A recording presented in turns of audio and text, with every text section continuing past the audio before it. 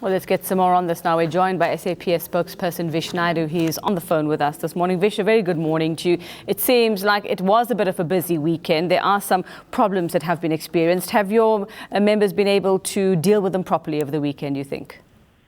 Yes, indeed, Yuveka. As we indicated in a statement on Friday night, that we would be monitoring the voter registration weekend from a national and provincial level, which we did.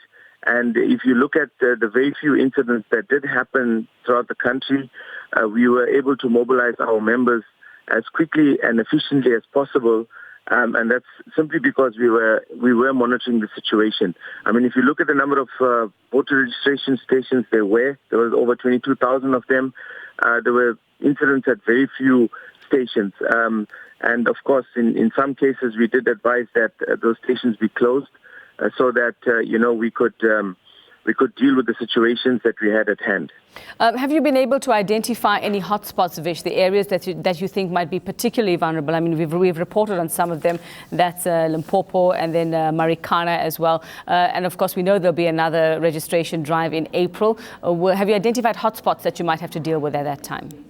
Well, I wouldn't necessarily call them hotspots, but what I would say is that we knew areas where people would use the voter registration period as an opportunity to air their grievances, and there was potential for violence and so forth. And of course, we're talking like issues of demarcation. People had service delivery issues and so forth, and we thought they would use this voter registration period as an opportunity to air their grievances. But and those particular areas, of course, we had members on standby in the event anything unfolded. And of course, when in those areas where things did unfold, we were able to mobilize and defuse the situations as quickly as possible. But in some cases, we arrested people. And of course, in some cases where people were not arrested, there's charges open, and we will be investigating with the view of identifying those and bringing them to book. All right, and we also see, like the incident in Limpopo, police vehicles being damaged, and in other areas with the demarcation issue, like you say in Denver, there were officials who were hit by rocks. Are you concerned at all for the safety of your officers?